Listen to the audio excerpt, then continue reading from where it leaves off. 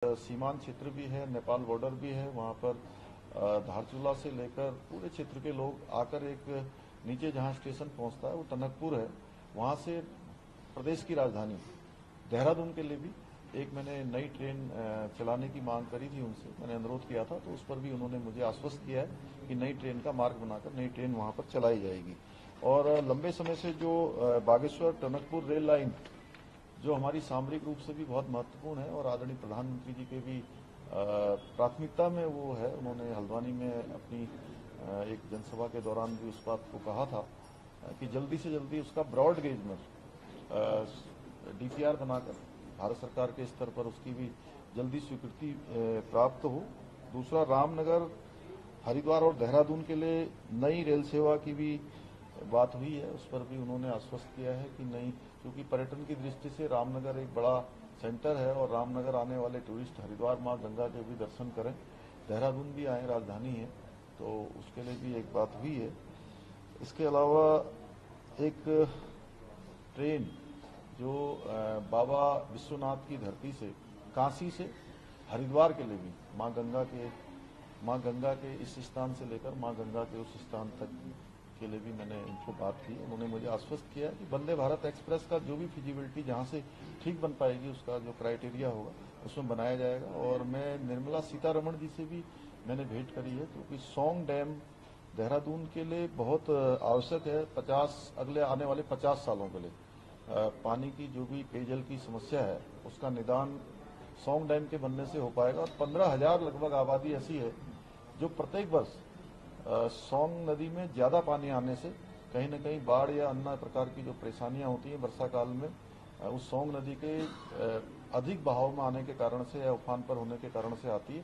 Song dam के बन जाने से इस समस्या का भी निदान होगा और पेयजल की समस्या और सिंचाई तीनों प्रकार की जो समस्याएं हैं उसका समाधान हो पाएगा। तो निर्मला जी ने आश्वस्त किया कि जो हमारा वित्त मंत्रालय है भारत सरकार का, वो उसमें अपनी रिपोर्ट दे देगा। माननीय प्रधानमंत्री जी के कार्यालय से उसको परस्यू किया गया है, तो जल्द ही जो है हमको सौंग डैम की भी सौगात उत्तराखंड को मिलेगी। सर, आप दिल्ली दौरे पे हैं, दायित्व के पद को लेकर के अंतिम चर्चा होने वाला कमान से, क्या उस पर भी कोई निर्णय होगा?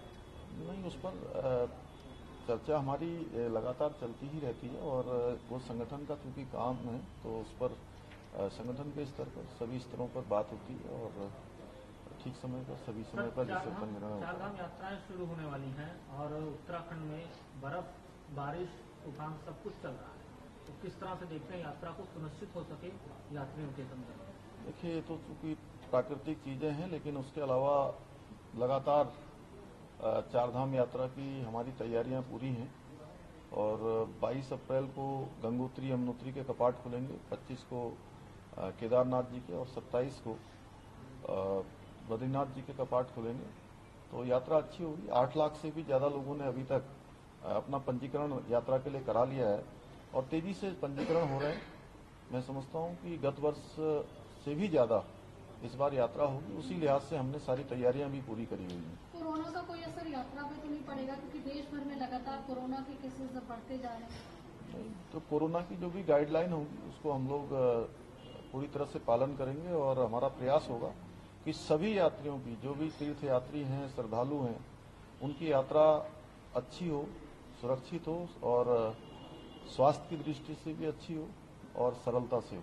सर, कई सारी जगह पर उत्तराखंड में अवैध मस्जिद और मजार बनाई जा रही हैं, कई सारी जगह पर अवैध कब्जा है, उसको हटाने को लेकर किस तरह से उत्तराखंड सरकार काम कर रही है?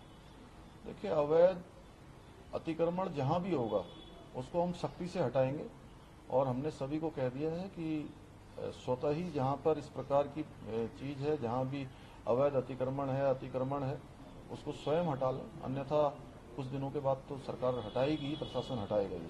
सर, चोट के बाद आज ऋषभ पंत दिल्ली में पहली बार स्टेडियम में नजर आने वाले हैं, क्या कहना चाहेंगे सर?